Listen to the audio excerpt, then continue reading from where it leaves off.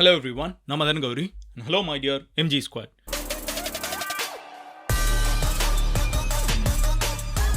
யூஎஸ்க்கு போர் தான் வேணும்னா நாங்கள் போருக்கு ரெடியாக இருக்கோம். ட்ரேடில் மட்டும் இல்லை, எல்லா விதமான போருக்கும் நாங்கள் ரெடியாக தான் இருக்கோம் அப்படின்னு சொல்லிட்டு சைனா இப்போ பேசியிருக்காங்க.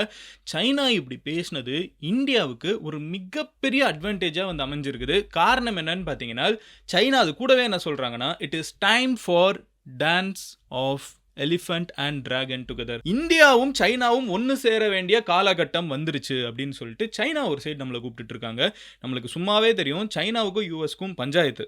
இந்த பஞ்சாயத்துக்கு நடுவில் வந்து இந்தியா தான் இப்போ மாட்டிட்டு இருக்குதுன்னு நினைக்கிறோம். பட் ஆக்சுவலாக இந்தியாவுக்கு இது ஒரு மிகப்பெரிய ஆப்பர்ச்சுனிட்டி. உங்களுக்கு, எனக்கு, நம்ம எல்லாருமே இதில் பெனிஃபிட் ஆகலாம். எப்படி? ஆனால் அதுக்கு முன்னாடி சில பிரச்சனைகளும் இருக்குது. ரெண்டு விஷயத்தை டீட்டெயில்டாக பார்க்க போகிறோம். அண்ட் இன்னைக்கு சைனா பேசியிருக்கிற சாதாரண வார்த்தை இல்லைங்க. போர் வேணும்னா நாங்கள் சண்டைக்கு வருவோம். அமெரிக்கா, உனக்கு போர் தானே வேணும், நான் போருக்கு வரேன்.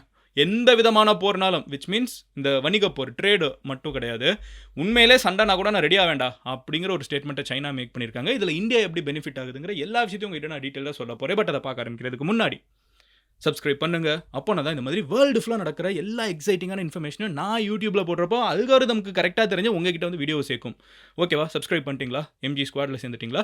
இப்போ உங்ககிட்ட முதல்லேருந்து எக்ஸ்பிளைன் பண்ண ஆரம்பிக்கிறேன். முதல் விஷயம் என்ன அப்படின்னு பார்த்தீங்கன்னா, இன்றைக்கி இருக்கிற சுச்சுவேஷன் படி நம்ம ஊர்லேருந்து எத்தனையோ பேர் சைனாவில் வாழ்ந்துட்டு இருந்தாலும், சைனாவில் இருக்கிற எத்தனையோ பேர் நம்ம ஊரில் இன்றைக்கி வாழ்ந்துட்டு இருந்தாலும், நம்மளுக்கும் சைனாவுக்கும் டேரெக்டாக ஃப்ளைட்டு கூட கிடையாது. கோவிட் அப்போ இந்தியா வந்து சைனாவிலேருந்து வர ஃப்ளைட்டெல்லாம் நிறுத்தி வச்சதை இன்னமும் நம்ம வந்து ரெஸ்யூம் கூட பண்ணலை. காரணம், கோவிட் முடிஞ்ச காலகட்டத்தில் இந்த 2020 எண்டிலே பார்த்தீங்கன்னா நம்மளுக்கும் சைனாவுக்கும் நடுவில் வந்து இந்த பார்டரில் பிரச்சனை நடந்துச்சு. ஞாபகம் இருக்கா? நம்ம சோல்ஜர்ஸும் அவங்க சோல்ஜர்ஸும் கை கலப்பிலே டைரெக்டாக ஈடுபட்டிருந்தாங்க. ஸோ இந்தியாவுக்கும் சைனாவுக்கும் ஒரு நல்ல ரிலேஷன்ஷிப் இல்லைங்க. லாஸ்ட் ஒரு 4-5 வருஷமாகவே சுத்தமாக அது கிடையாது. இந்த நேரத்தில் தான் ட்ரம்ப் வந்து மறுபடியும் பதவிக்கு வர்றாரு. ட்ரம்ப் என்ன சொல்கிறாரு? எல்லாருமே நம்மளை வந்து நம்மக்கிட்டேருந்து வந்து நம்ம ஊரில் வந்து பிஸ்னஸ் பண்ணுறாங்க, ஓகேவா? ஆனால் நம்மளை அவங்க ஊரில் நியாயமாக பிஸ்னஸ் பண்ண விட மாட்டேங்கிறாங்க.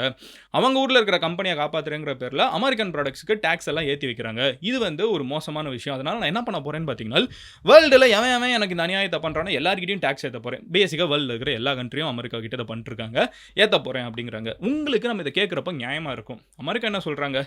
எனக்கும் உனக்கும் ஓப்பன் ஃப்ரீ ட்ரேட் வேணும். அதாவது நீயும் அமெரிக்காவில் வந்து ஒரு ரிமோட்டை விற்க முடியணும், நானும் இந்தியாவில் வந்து ரிமோட்டை விற்க முடியணும், நானும் சைனாவில் போய் ரிமோட்டை விற்க முடியணும், சைனாவில் இருக்கிறவனும் இங்கே யூஎஸ்க்கு வந்து ரிமோட்டை விற்க முடியணும். ஆனால் நீங்கள் என்ன பண்ணுறீங்கன்னு பார்த்தீங்கன்னா, இங்கேருந்து நல்ல இந்தியாவிலேருந்து நல்லா கிளம்பி வந்து அமெரிக்காவில் விற்றுட்டு போய்ட்றீங்க. ஆனால் ஒரு அமெரிக்கன் ரிமோட் வந்து இந்தியாவில் விற்கணும்னு நினச்சா அதுக்கு டேக்ஸ் அதிகமாக போடுறீங்க. வரி அப்படிங்கிறத வந்து அதிகமாக போட்டு ஒரு 10 ரூபாய்க்கு வர வேண்டிய ரிமோட்டை வந்து கடைசியில் இந்தியன் கையில் கொடுக்குறப்போ 20 ரூபாய்க்கு கொடுக்குறீங்க. இப்போ இந்தியன் ஒருத்தன் 20 ரூபாய்க்கு இதை வாங்குவானா? வாங்க மாட்டான். அப்போ அவன் என்ன பண்ணுவான்? அல்டர்னேட்டாக ஏதாவது 10 ரூபாய்க்கு இந்தியன் ப்ராடக்ட்டே வாங்கிட்டு போயிடுவான். அப்போ நீங்கள் வந்து அமெரிக்காவில் வந்து உங்கள் ப்ராடக்ட்டை விற்றுட்டு அமெரிக்கன் ப்ராடக்ட்டை உங்கள் ஊரில் விற்க விட மாட்டேங்கிறீங்க. இது வந்து ரொம்ப மோசமான செயல் அப்படின்னு சொல்லிட்டு தான் வந்து ட்ரம்ப் ஒரு மிகப்பெரிய போர், வணிக போரை வந்து நம்ம கிட்ட மட்டும் இல்லை, உலகத்தில் இருக்கிற எல்லா கண்ட்ரிக்கிட்டையும் ஆரம்பிக்கிறாரு. இது ஆல்ரெடி கனடா கிட்ட ஆரம்பிச்சிட்டாரு, மெக்சிகோ கிட்ட ஆரம்பிச்சிட்டாரு. அதெல்லாம் அவங்களோட பிக்கஸ்ட் பார்ட்னர்ஸ், கிட்ட அடுத்த நெய்பரிங் கண்ட்ரிஸ், அவங்க கிட்டே ஆரம்பிச்சிட்டாரு. இந்தியாவும் அமெரிக்காவும் நல்ல ஃப்ரெண்ட்ஸ் தான், மோடியும் ட்ரம்ப்பும் நல்ல ஃப்ரெண்ட்ஸ் தான். ட்ரம்ப் ஆனால் என்ன சொல்றாருன்னா, இந்தியா விதிவிலக்கு கிடையாது, இந்தியா வந்து நம்மளோட நிறைய கம்பெனிஸ்க்கு வந்து டேக்ஸ் போட்டிருக்காங்க. ஃபார் எக்ஸாம்பிள் ஆட்டோமோட்டிவ் கம்பெனிலாம் இருக்குல்ல, இப்போ ஹார்லி டேவிட்சன்லாம் இந்தியாவில் இருக்கணும்னா பயங்கரமாக டேக்ஸ் போடுறாங்க. நான் அவங்களுக்கு போட தான் போகிறேன். ஏப்ரல் 2ஆம் தேதியிலேருந்து, ஓகேவா, நல்லா டேட்டை பார்த்து வச்சுக்கோங்க, ஏப்ரல் 2ஆம் தேதியிலேருந்து இந்தியா, சைனா இந்த மாதிரி கண்ட்ரீஸ்க்கெல்லாம் டேரிஃப் வந்து நானும் அதே அளவுக்கு அதிகமாக போடுவேன், அவங்க போடுற அளவுக்கு எல்லா ஃபீல்டுலையும் போடுவேன் அப்படின்னு சொல்லி பேசியிருக்கிறது தான் இன்றைக்கி பரபரப்பாக மாறி இருக்குது. உங்களுக்கு இதை தேர்ட் பர்சன் பெர்ஸ்பெக்டிவில் பார்க்குறப்ப ஈஸியாக இருக்கும், அது நியாயமாக தானே அவர் பேசுகிறாருன்னு. ஆனால் இதில் ஒரு பிரச்சனை இருக்குது. நூற்றுக்கணக்கான வருஷமாக, எஸ்பெஷலி லாஸ்ட் 50 வருஷத்தில் எல்லா கண்ட்ரியுமே வந்து யூஎஸ் கம்பெனிஸை வந்து அவர் வெளிநாட்டு கம்பெனிஸை அவ்வளோ ஈஸியாக அவங்க நாட்டுக்குள்ளே விட மாட்டாங்க. ஃபார் எக்ஸாம்பிள், நம்ம ஊரில் இந்த மாதிரி வெளிநாட்டில் மேனுஃபேக்சர் ஆகக்கூடிய பொருட்களுக்கு நம்ம டேக்ஸ் அதிகமாக தான் போடுறோம். அதுக்கு காரணம் என்னென்னு பார்த்தீங்கன்னா, நம்மளும் யூஎஸும் ஒரே தராசில் ஒரே இடத்துல உட்காரல. யூஎஸ் வந்து ஒரு டெவலப்டு கண்ட்ரி, நம்ம வந்து ஒரு டெவலப்பிங் கண்ட்ரி. நம்ம வளர்ந்துட்டு இருக்கணும், யூஎஸ் மாதிரி வரணுங்கிறதான எல்லா கண்ட்ரிக்கும் ஆசை, வணிகத்தில் எல்லாத்துலேயுமே. அப்போ நம்ம வளர்ந்துட்டு வரணும்னு நினைக்கிறப்போ நம்ம கொஞ்சம் ப்ரொடெக்ஷனிஸ்ட்டாக இருக்கும். நம்ம ஊரில் இருக்கிற பிஸ்னஸை பார்த்துக்கணும், நம்ம ஊரில் இருக்கிற பிஸ்னஸை நம்ம பாதுகாப்பாக வச்சுக்கிட்டா தான் நம்ம ஊரில் இருக்கிற பிஸ்னஸ் எங்கே இன்வெஸ்ட் பண்ணுவாங்க? மறுபடியும் நம்ம நாட்டில் தான் இன்வெஸ்ட் பண்ணுவாங்க. யாருக்கு வேலை கொடுக்க போகிறாங்க? இந்தியர்களுக்கு தான் வேலை கொடுக்க போகிறாங்க. ஸோ இந்த மாதிரி சில காரணத்தினால நம்மளோட டாடா, மஹிந்திரா இந்த மாதிரி சில கம்பெனிஸ் எல்லாம் நம்ம பாதுகாத்து வச்சிருந்தோம். இப்போ ட்ரம்ப் வந்து திடீர்னு இதெல்லாம் நீங்கள் பண்ணக்கூடாதுன்னு சொல்கிறப்போ நம்மளுக்கு இருக்கிற பிரச்சனைகள் என்னன்னு பார்த்தீங்கன்னா, நம்ம ஊர்ல இருக்கிற பிசினஸை வளர விடாம அமெரிக்கன் கம்பெனிஸை வந்து டைரெக்டாக நம்ம ஊருக்குள்ள விட்டோம்னா அவன் சீப்பாக வந்து இறக்கிடுவான். அமெரிக்கன் ப்ராடக்ட்ஸை சீப்பாக இறக்குவான். அப்போ நம்ம ஊர் ப்ராடக்ட் அவனும் வாங்க மாட்டான், அவங்க ப்ராடக்ட் வாங்க ஆரம்பிச்சிருவாங்க. ஸோ இது வந்து ஒரு அன்ஃபேரான டீல் அப்படின்னு வந்து இந்தியா, சைனா மாதிரி கண்ட்ரிஸ் ஃபீல் பண்ணுறாங்க. விச் ஆல்சோ மெக்சிகோ, கனடா எல்லாருமே ஃபீல் பண்ணுறாங்க.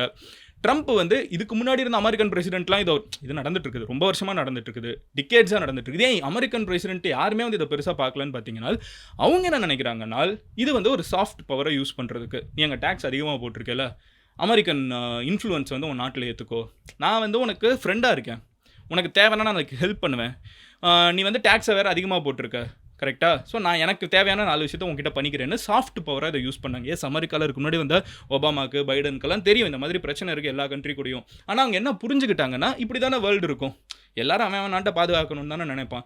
அமெரிக்காவுக்கு இந்த பிஸ்னஸ் பண்ண முடியலனாலும் அவங்க ஏதாவது ஏழ்மையில் வாதிட்டு இருக்காங்களா? ஒன்றும் கிடையாது, நல்லா தான் இருக்காங்க.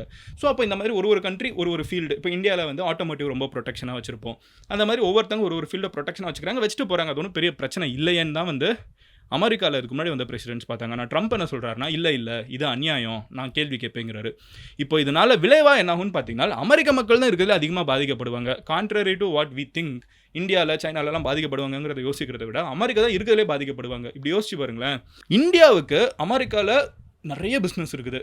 இந்த பிஸ்னஸ்லாம் அடி வாங்குமான்னு கேட்டிங்கன்னா 100% அடி வாங்கும். ஆனால் இந்தியாவுக்கு லண்டன்லேயும் விற்கலாம், அடுத்து வந்து நம்ம கனடாவில் விற்கலாம், மெக்சிகோவில் விற்கலாம், எங்கனாலும் நம்ம விற்கவும் செய்யலாம்.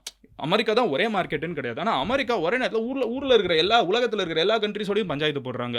இப்படி பஞ்சாயத்து பண்ணுறப்ப என்ன ஆகும்னு பார்த்தீங்கன்னா, எண்ட் ஆஃப் த டே இந்தியாவிலேருந்து போகிற பென்சிலுக்கும் 10% டேக்ஸு, சைனாலேருந்து போகிற பென்சிலுக்கும் 10% டேக்ஸு, மெக்சிகோலேருந்து வர பென்சிலுக்கும் 10% டேக்ஸு அப்படின்னு சொல்லிட்டு எல்லா டேக்ஸையுமே ஏற்றி வச்சுருந்தாங்கன்னா அமெரிக்காவில் இருக்கிற மக்களுக்கு வந்து உடனே அமெரிக்கன் பென்சில் வாங்கிடுவாங்களான்னு கேட்டிங்கன்னா அதான் கிடையாது. அமெரிக்காவில் இருக்கிற பென்சிலை விட ஸ்டில் இதெல்லாம் வந்து காஸ்ட்டு அதிகம். ஏன்னா அமெரிக்காவில் மேனுஃபேக்சரிங் ரொம்ப காசு அதிகம். இந்தியா, சைனா, மெக்சிகோலலாம் மேனுஃபேக்சர் பண்ணுறதை விட அந்த 10% டேக்ஸை போட்டாலும் அமெரிக்கன் ப்ராடக்ட் ஹையராக தான் இருக்கும். இதில் ஏதாவது ஒன்று தான் வாங்கணும். ஸோ ஏதாவது கோல் சர்வ் ஆகுதா? ஒன்றும் கிடையாது. அமெரிக்க மக்கள் வந்து அதிகமாக செலவு பண்ணி அதே பென்சிலாக அதிகமான காசுக்கு வாங்குறதை தவிர எதுவுமே கிடையாது. மோஸ்ட்டாக குட்டி கண்ட்ரீஸ்லாம் இருக்காங்களே, லைக் மெக்சிகோ வந்து மெக்சிகோவில் இந்த சவுத் அமெரிக்காவில் இருந்த ஒரு கண்ட்ரி பேர் மறந்துட்டேன், உங்களுக்கு தெரியும், ஞாபகம் இருக்கும். இந்த கொஞ்ச நாளுக்கு முன்னாடி வந்து எங்கள் நாட்டில் இருக்கிற மக்களை வந்து நீங்கள் இப்படி செயினில் போடக்கூடாதுன்னு சொன்னதுக்கு புள்ளி பண்ணார். உடனே டேக்ஸ்லாம் போட வேண்டாங்க. அப்புறம் அவங்க வந்து ஓகே வேணாம், நம்ம சரிசமம் ஆகிடுவோம் அப்படின்னு சொல்லி விட்டுட்டு போயிட்டாங்க. அந்த மாதிரி குட்டி கண்ட்ரிஸ் வந்து ரியாக்ட் பண்ணுவாங்க. பட் சைனா குட்டி கண்ட்ரி கிடையாது. China is a huge country. உலகத்தோட மேனுஃபேக்சரிங் ஃபெசிலிட்டி சைனா தான். India is not a small country. உலகத்தோட மார்க்கெட்டே இன்னைக்கு இந்தியா தான். சைனா, இந்தியாங்கிற இந்த 2 கண்ட்ரி ஒன்றா சேர்ந்துச்சுன்னா வேர்ல்டில் இருக்கிற எவனுமே வந்து ஒன்றும் பண்ண முடியாது. பிகாஸ் நம்மளோட ஜனத்தொகை 2 நாட்டுக்கும் அப்படி 1, 2 நம்மளுக்கு 3rd, 4th காம்படிஷன் கூட இல்லை, அவ்வளோ ஜனத்தொகை இருக்குது. இதுதான் மார்க்கெட்டை, இங்கே தான் விற்கணும். அப்போ இந்த 2 கண்ட்ரியை ஒன்று சேர்க்கறது ஒரு இன்டைரக்டான வேலையை தான் ட்ரம்ப் இப்போ பார்த்துட்டு இருக்காரு. அஃப்கோர்ஸ் இந்தியா வந்து எடுத்த உடனே சைனா சைட்லாம் போவாங்களான்னு தெரியாது. ஆனால் சைனா அதுக்கான சிவப்பு கம்பளத்தை, ரெட் கார்பெட்டை விரிக்க ஆரம்பிச்சிட்டாங்க. சைனா இப்போ என்ன சொல்லியிருக்காங்கன்னு பார்த்தீங்கன்னா, இட் இஸ் டைம் ஃபார், அதாவது சைனாவோட ஃபாரின் மினிஸ்டர் வாங் யீங்கிறவர் என்ன சொல்லியிருக்காருன்னா, it's time for elephant and dragon to dance together. சைனாவும் இந்தியாவும் ஒன்றா ஆடுறதுக்கான காலம் வந்துருச்சு அப்படின்னு சொல்கிறாரு. இதோட ஃபஸ்ட்டு ஸ்டெப்பாக என்ன நடக்க போகுதுன்னு பார்த்தீங்கன்னா, சைனாவும் இந்தியாவும் இவ்வளோ நாள் பேசிக்காமல் பெருசாக சண்டை போட்டுட்டு இருந்தாங்கல்ல, இப்போ அதெல்லாம் நம்ம கொஞ்சம் சில் பண்ண போகிறோம். ஃபஸ்ட்டு விஷயம் என்னென்னு பார்த்தீங்கன்னா, நம்ம ஊர்லேருந்து அவங்க ஊரில் அந்த கைலாஷ் மன்சரோவர்லாம் சொல்லுவாங்கள்ல, அதுக்கெல்லாம் வந்து முடிஞ்ச அளவுக்கு டேரெக்டாக போயிட்டு வரதுக்கு கேட்ஸ் எல்லாம் சைனா, பேசிக்காக அவங்க ஊருக்குள்ளே இந்தியன்ஸ் வந்து ஃப்ரீயாக போயிட்டு வர முடியும். இந்த வீசா ப்ராசஸ்லாம் இல்லாமல் போயிட்டு வரதுக்கான ஒரு வழியை ஃபஸ்ட்டு ஆரம்பிக்க போகிறாங்க. ரெண்டாவது என்ன அப்படின்னு பார்த்தீங்கன்னா, இந்தியாவுக்கும் சைனாவுக்கும் நடுவில் டேரெக்டாக ஃப்ளைட்டே கிடையாது. நான் ஆல்ரெடி சொன்ன மாதிரி நம்ம 2 பேர் கண்ட்ரீஸுமே வந்து பயங்கர பஞ்சாயத்துக்கு நடுவில் தான் இருந்தோம் கோவிட் முடிஞ்சதுலேருந்து. இப்போ ஃப்ளைட்ஸ் எல்லாம் வந்து டேரெக்டாக ரெஸ்யூம் பண்ணலாம். இப்போ போகிற எல்லா ஃப்ளைட்டும் ஒன்று சிங்கப்பூரில், மலேசியா இல்லை ஹாங்காங் அங்கே இங்கேன்னு சுற்றி தான் போயிட்டுருக்கோம். அங்கேயும் அப்படி தான் வந்துட்டு இருக்காங்க. அது பதிலாக டேரெக்ட் ஃப்ளைட்ஸ் ரெஸ்யூம் பண்ணுவோம் அப்படின்ட்டு இருக்காங்க. சைனா அந்த சைடு வந்து அமெரிக்காவுக்கு மோதி பார்த்துடணும்னு முடிவு பண்ணிட்டாங்க. சைனா வந்து இந்தியாவுக்கு சிவப்பு கம்பளம் வெறிக்கிறதுங்கிறது சாதாரண விஷயம் கிடையாது. சைனா கூட ஆல்ரெடி ரஷ்யா இருக்காங்க. ரஷ்யாவுக்கும் அமெரிக்காவுக்கும் பஞ்சாயத்து. சைனா கூட ஆல்ரெடி நார்த் கொரியா இருக்காங்க. நார்த் கொரியாவுக்கும் அமெரிக்காவுக்கும் பஞ்சாயத்து. ஸோ சைனா கூட ஈரான் இருக்காங்க. ஈரானுக்கும் அமெரிக்காவுக்கும் பஞ்சாயத்து. இவ்வளோ பஞ்சாயத்தை மீறி 3 மிகப்பெரிய countries, Russia, Iran, north Korea அப்படிங்கிற 3 கண்ட்ரிஸ் சைனா கூட இருந்தாலும் சைனா இப்போ என்ன ரியலைஸ் பண்ணுறாங்கன்னா, இவங்கெல்லாம் வந்து 5th, 6th, அப்புறம் 10th, 12th அந்த மாதிரி இருக்கக்கூடிய ஆட்கள். இவங்கள வச்சு ஒரு பிரயோஜனமும் இல்ல. ஸ்டில் நம்மளுக்கு தேவை தேர்ட் இந்தியா தான். உலகத்தோட மிகப்பெரிய மார்க்கெட்டான இந்தியா, உலகத்தோட 2வது மிகப்பெரிய மார்க்கெட்டான சைனா. இன்னைக்கு நடந்துட்டு இருக்கிறது வணிக யுத்தம், ட்ரேட் போர். ஸோ இந்த ட்ரேட் வார்ல வந்து நம்மளுக்கு தேவையான ரொம்ப முக்கியமான 2 டீம்ஸ் எது மார்க்கெட் தான் மேட்ரு கரெக்ட்டா. எங்க போய் விக்கிறோங்கிறது தான் மேட்ரு. 2ம் நம்ம கிட்ட தான் இருக்குது. ஏசியால இருக்குது. அடுத்தடுத்து நெய்பர்ஸா இருக்கும். நம்ம ஏன் அமெரிக்காவை நம்பி இருக்கணும்? ஏய் அண்ணே நாகராஜ் அண்ணே நம்ம ஃப்ரெண்ட்ஸாக இருப்போண்ணே அப்படின்னு சொல்லி சைனா வந்து இப்போ இந்தியாவை பார்த்துருக்காங்க. இந்தியாவுக்கு இதில் என்ன ஆப்பர்ச்சுனிட்டி இருக்குதுன்னு பார்த்தீங்கன்னா, நம்ம சைனா பக்கம் போய் உடனே சேர மாட்டோங்க. இதான் இது அர்த்தம். நம்ம அமெரிக்காவை பகைச்சிக்கிட்டு சைனா பக்கம் போமாட்டோம். சைனாவை பகைச்சிக்கிட்டு அமெரிக்கா பக்கமும் போமாட்டோம். இந்தியா வந்து கடந்த 50 வருஷம் டிப்ளமசியில் 60 வருஷம் டிப்ளமசியில் நம்மளோட ஸ்ட்ரென்த்தே என்னன்னு பார்த்தீங்கன்னா, நம்ம யார் சைடும் போய் சேர மாட்டோம். ஸோ இந்தியா என்ன பண்ணுவாங்கன்னு பார்த்தீங்கன்னா, இது ஒரு ஆப்பர்ச்சுனிட்டியாக பார்க்க ஆரம்பிப்பாங்க.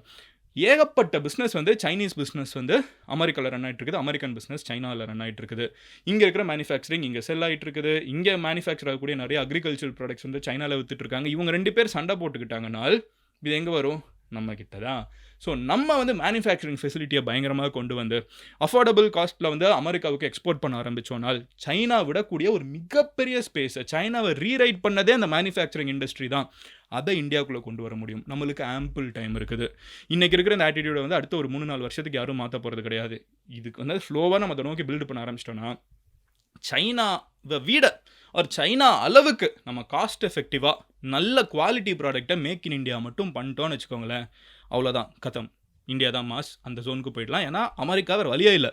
சைனாவை கூட பகைச்சிக்கிட்டா இந்தியா கூட ஃப்ரெண்டாகி தான் ஆகணும். அமெரிக்காவுக்கு வேறு வாய்ப்பே இல்லை.